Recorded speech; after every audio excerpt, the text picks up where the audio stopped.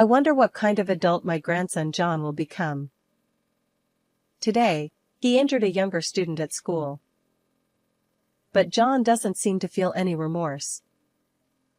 He acts on his emotions and doesn't know how to control his anger. If this continues, John might do something truly irreversible. That night, in the quiet bedroom where only the sound of the air purifier could be heard, I looked down at John. I could hear his faint breathing. Watching John sleep with a peaceful and innocent expression, my heart froze at the coldness of the knife I was holding in my right hand. Staring at the sharp blade, thoughts of wanting to free John from his suffering raced through my mind. Clenching my teeth, I gripped my wrist, holding the knife tightly with my other hand. Mixed feelings of love, hatred, and sadness overwhelmed me, and I didn't know what to do. Trying desperately to calm my trembling body and erratic breathing, I closed my eyes. "I'm sorry. I can't take it anymore." I raised the knife above John with both hands. "This is the only way. I'm sorry. I'm sorry." My name is Elena.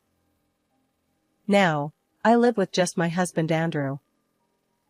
Since Andrew is about to retire, he always finishes work on time. We enjoy leisurely dinners together at home and take walks on weekends, leading a peaceful life. Both of us are healthy, the mortgage is paid off, and our children are independent. I never doubted that my old age would be positive and fulfilling. My daughter Samantha works in fashion, traveling frequently to Europe for work. Samantha decided not to marry from a young age. It's not out of bravado. I truly respect Samantha for living with pride in her work.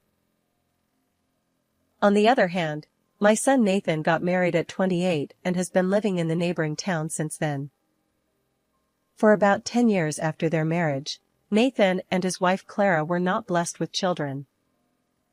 It seemed that Clara was more troubled by this than Nathan. Nathan would say, "Children aren't something you should rush to have. I think the time will come eventually." Occasionally, they would visit our house, and Nathan would bring up the topic of not having children, almost as if it were someone else's problem. He didn't need to mention it, but after 10 years without children, maybe people were saying something. Andrew and I pretended not to care. As long as Nathan and Clara were happy together, that was enough. Nathan would say, "Clara is always telling me not to drink or stay up late. She's like a nagging mom." Clara would smile shyly and look down. I felt that Clara's wishes were behind her requests for Nathan not to drink or stay up late, even if Nathan didn't realize it. 10 years is a long time. I remember the day Nathan and Clara told us they were expecting a baby. They used to visit us once a month, but suddenly they stopped coming, and I felt a bit uneasy. A few months later, they visited again, and Nathan seemed embarrassed, which made me think something was up. Nathan said, "Well, Clara is pregnant. Finally." Clara's belly wasn't very big yet, so she didn't look pregnant.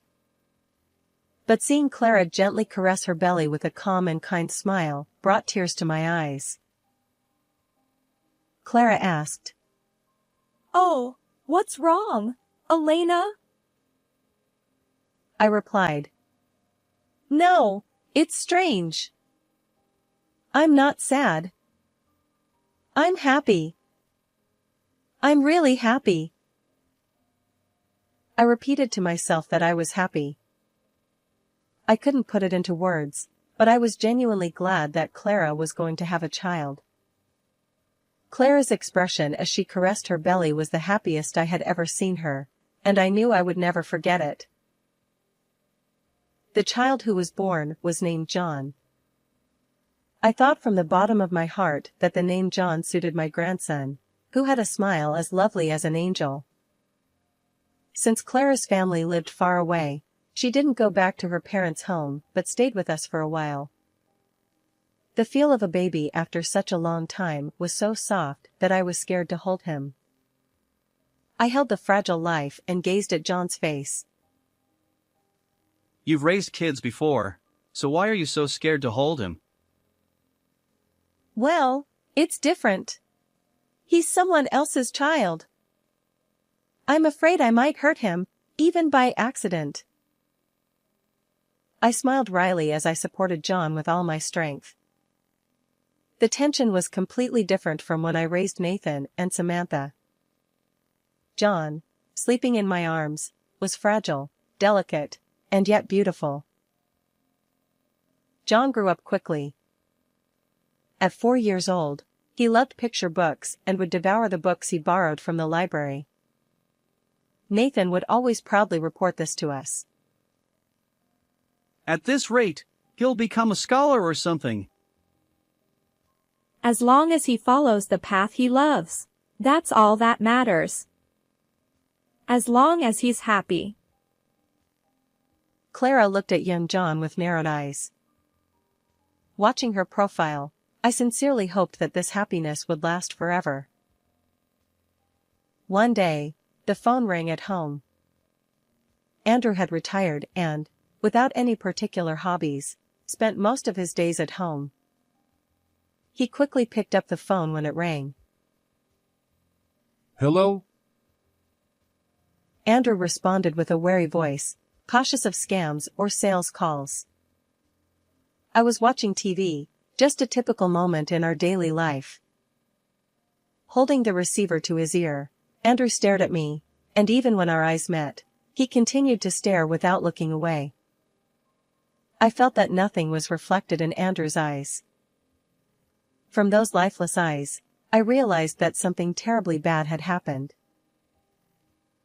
The call on that ordinary day was to inform us that Clara and John had been in an accident and were taken to the hospital. It happened on their way home from kindergarten. They might have been talking about what to have for dinner or drawing at home. I imagined Clara talking to John as they walked hand in hand. Then, they reached a crosswalk, checked the green light, and started walking. It was all in my imagination, but it felt so real. A car driven by a drowsy driver, the two of them being thrown into the air.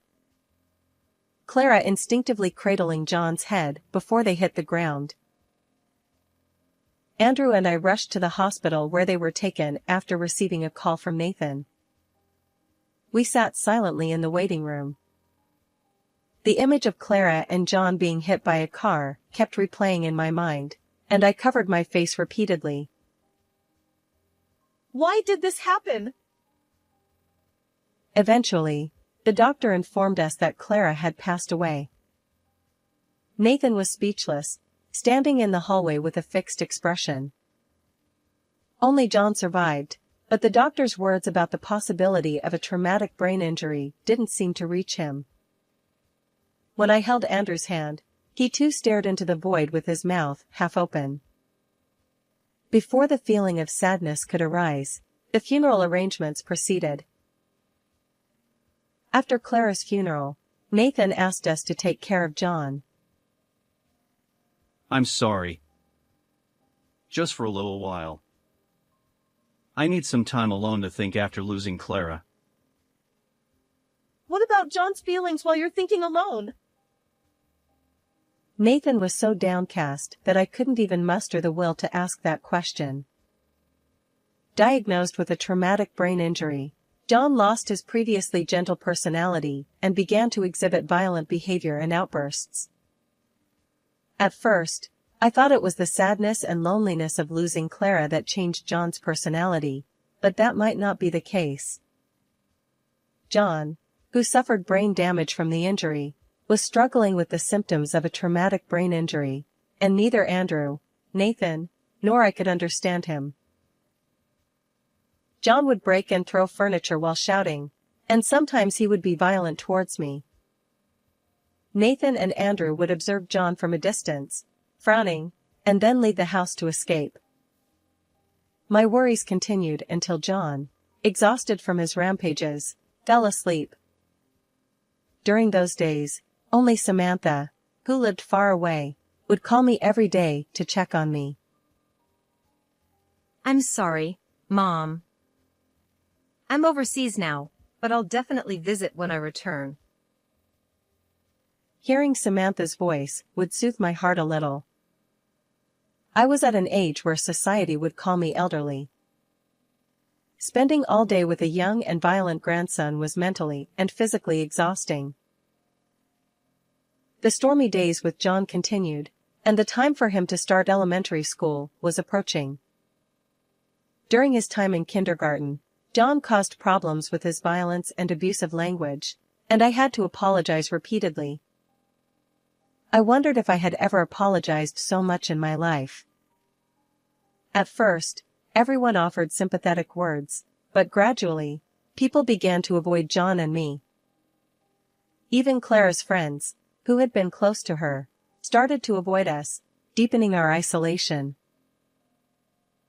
The kindergarten teachers made various accommodations, but John, who couldn't move his body as freely as the other children, was always frustrated. When I went to pick him up from kindergarten, I saw John watching an active boy on the monkey bars. The boy, with his handsome face, completed the monkey bars with ease and laughed with his friends, clapping their hands. Grandma, watch me. John tried his best to grab the bars, but he seemed to just hang there without much momentum. The boy who had completed the monkey bars began to mimic John. He lightly gripped the bars and extended one leg, mocking John. The other children whispered and laughed as they watched. Eventually, losing interest in John, the boys moved on to other playground equipment, laughing and having fun. John, with tears welling up in his eyes, punched me in the stomach. Sometimes John's violence was directed at other children. I told Nathan that it would be better for John to attend a special support class in elementary school. But both Nathan and even Andrew opposed the idea. John may be a bit hysterical, but he doesn't need to be in a special support class. Those classes are for children with disabilities, right? I don't think it's that bad. Traumatic brain injury is not easily visible. Nathan and Andrew, who spent little time with John, didn't seem to understand the severity of the situation.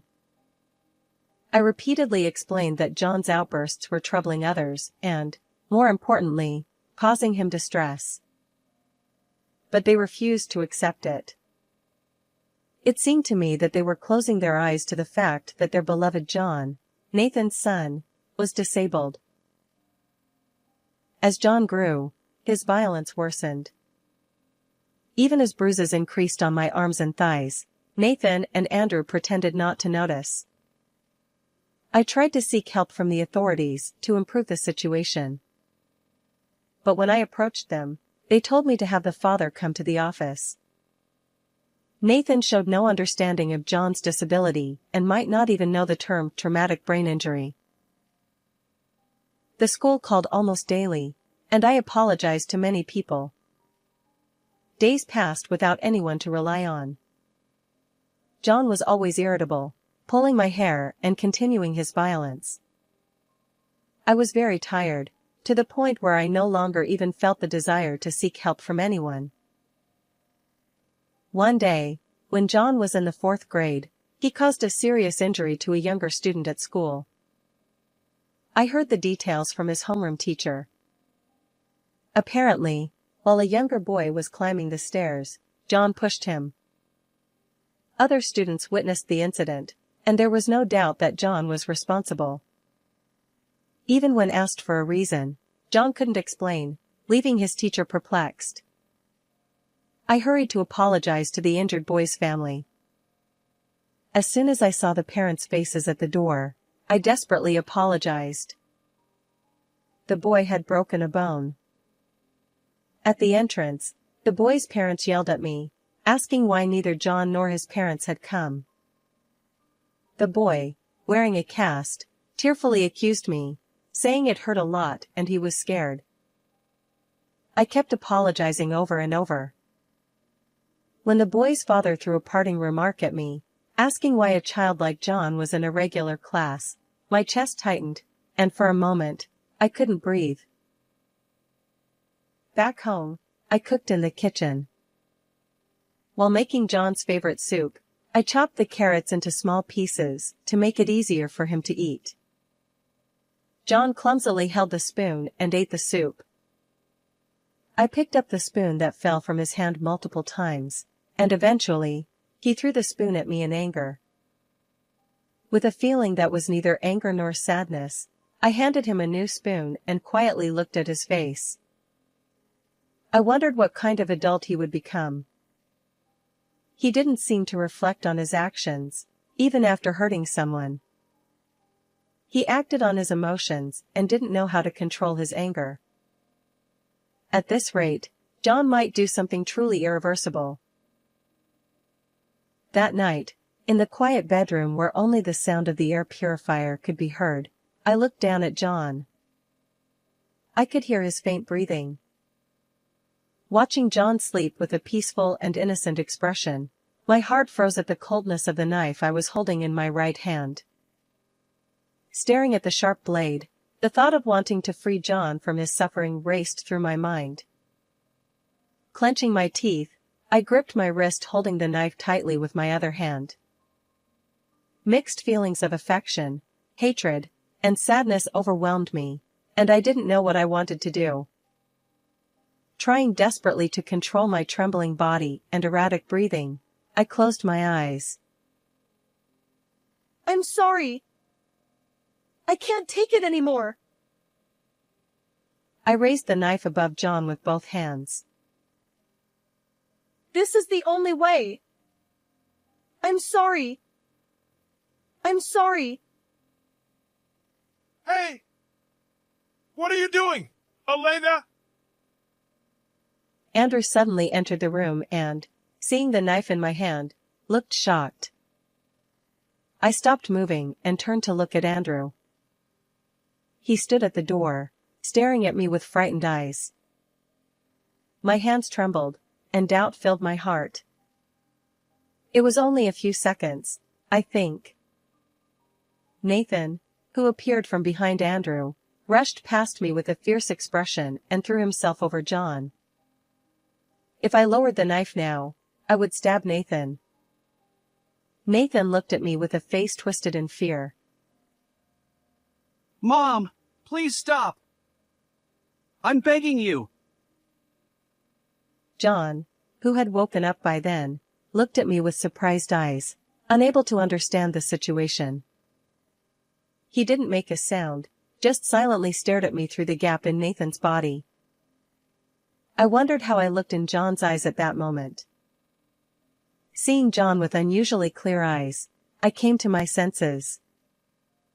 Slowly placing the knife on the floor, I left the room without saying a word. My body felt incredibly heavy. Oh, why does my body feel so heavy? I called the police with my smartphone in the living room. My heart was crushed by despair and regret. I wanted someone to punish me for what I had tried to do, for the terrible thing I had almost done. I felt that if someone didn't stop me now, I might do the same thing again. A police officer asked me what had happened. I couldn't say anything and just watched the hands of the clock on the wall. Elena, hang up the phone! Andrew said, following me with a pained expression.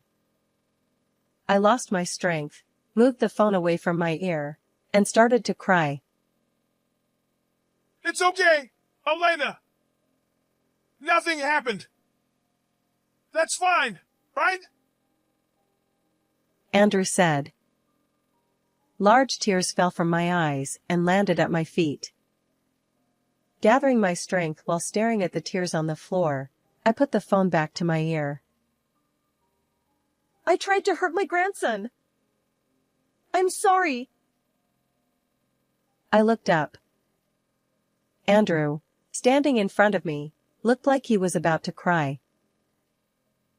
If you're going to make that face, you should have noticed earlier, I said.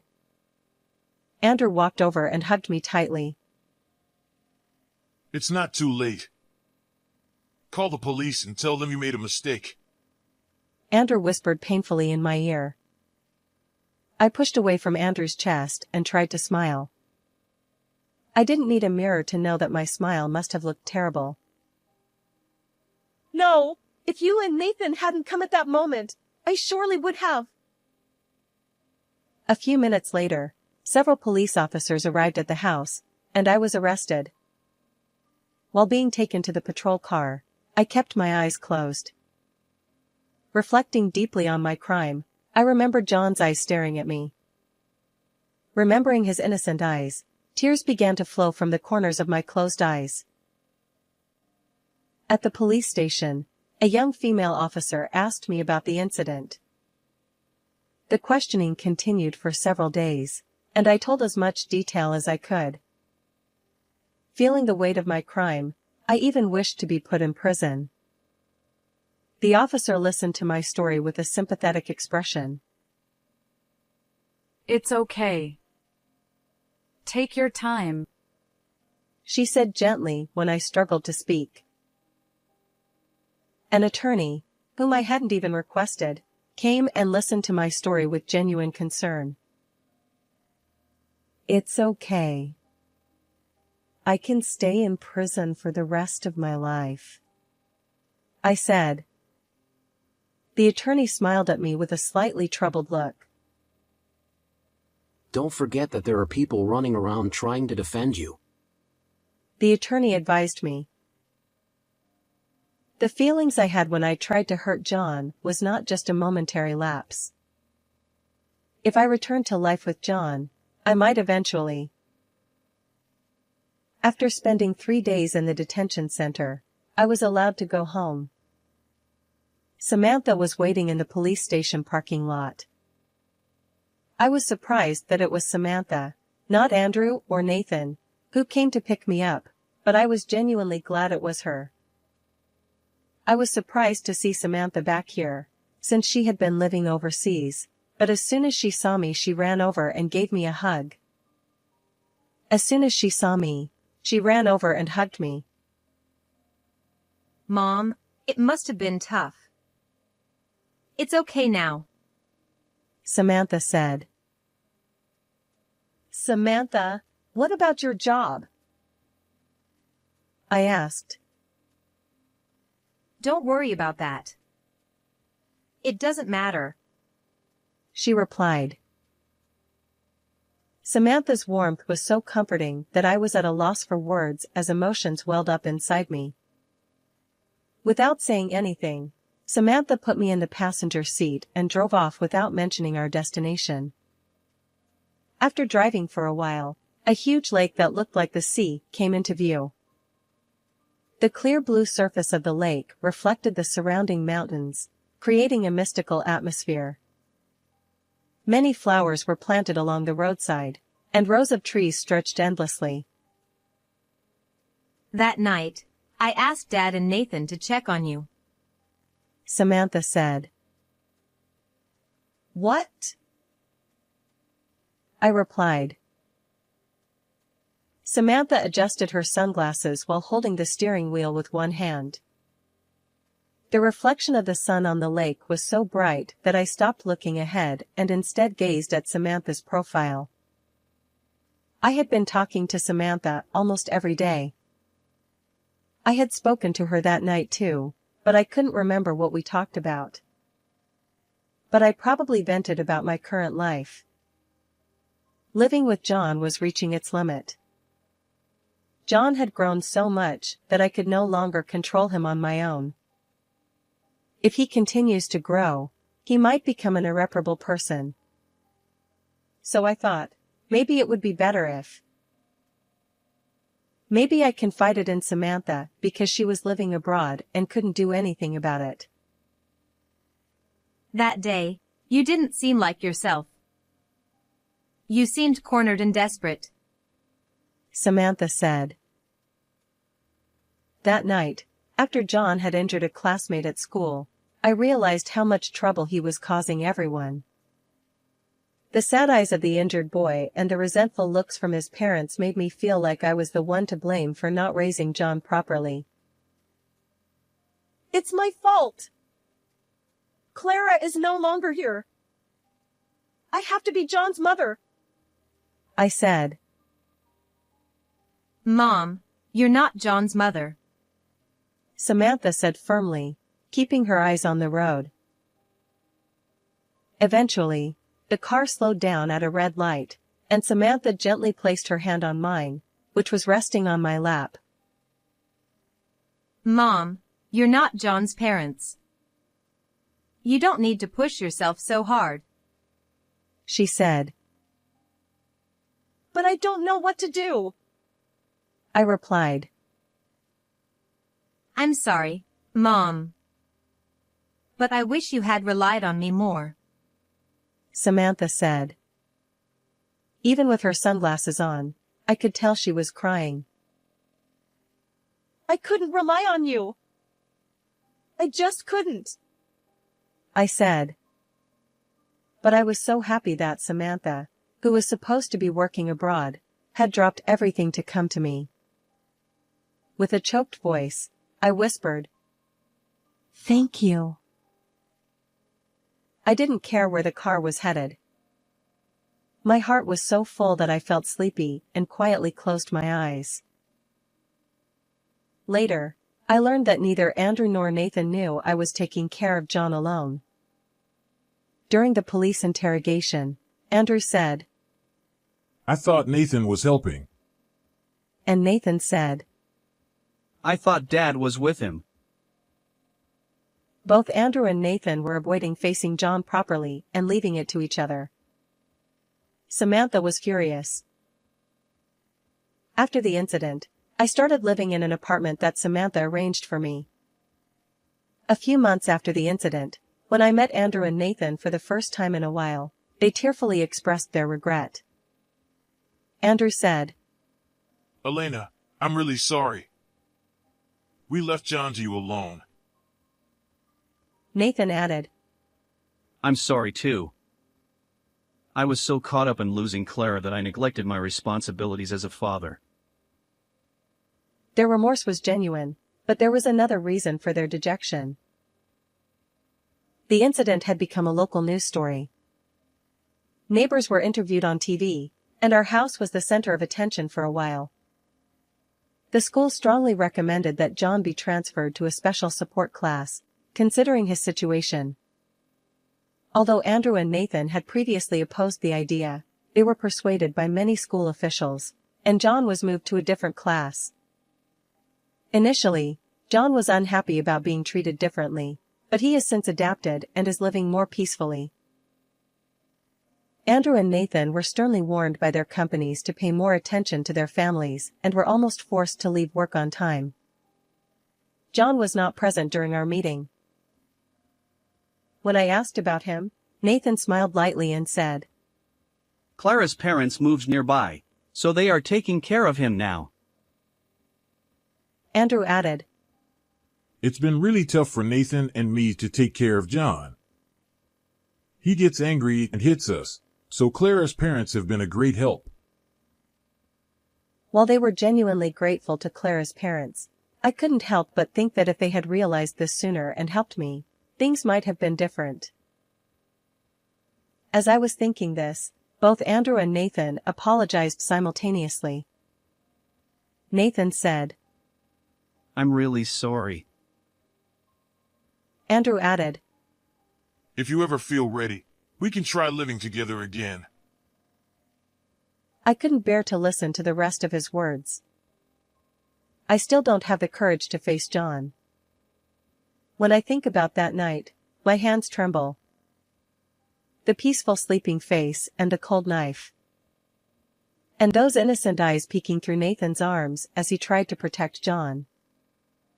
John might not understand the meaning of what I tried to do that night. For a while, no one spoke, and silence filled the room. Samantha gently placed her hand on my shoulder and stroked it softly. She said, Dad and Nathan haven't forgotten all the things she's done for the family. Mom, take your time and rest now. Samantha. I replied. Samantha continued. Everyone makes mistakes sometimes. What's important is to learn and grow from them, right? Encouraged by Samantha, both Andrew and Nathan nodded in agreement. Perhaps if I had been more open about my struggles with the family from the beginning, things might have turned out differently. From now on, we need to talk openly about John, myself, and everyone else. Samantha reassured me. It's okay, Mom. You can do it. Her smile was so bright that I couldn't help but smile back. Considering my situation and John's feelings, my sentence was suspended. Sometimes, I make homemade dishes. Fried chicken, which Samantha and Nathan loved as children, is one of them. The fried chicken I put in a container reaches John through Samantha, and he happily devours it. John says, If I try harder, I can see Grandma again, right? Now, John is undergoing proper rehabilitation under the guidance of specialists to live well despite his physical limitations. He might not be able to do the monkey bars like other kids or climb stairs as quickly, but he is moving forward. Tomorrow will surely be a better day than today. Life is a battle against difficulties. Everyone faces obstacles and hardships. Gaining understanding and cooperation from those around you is not impossible. There will always be someone who supports you. No matter how much you want to run away, having someone by your side to share your struggles can be a great relief. After making fried chicken and cleaning the kitchen, I suddenly remember John's smile. If John smiles while eating the fried chicken I made, I will be happy. Imagining the day we can all live together again, I quietly close my eyes. How was this story? Please subscribe to the channel. See you in the next video.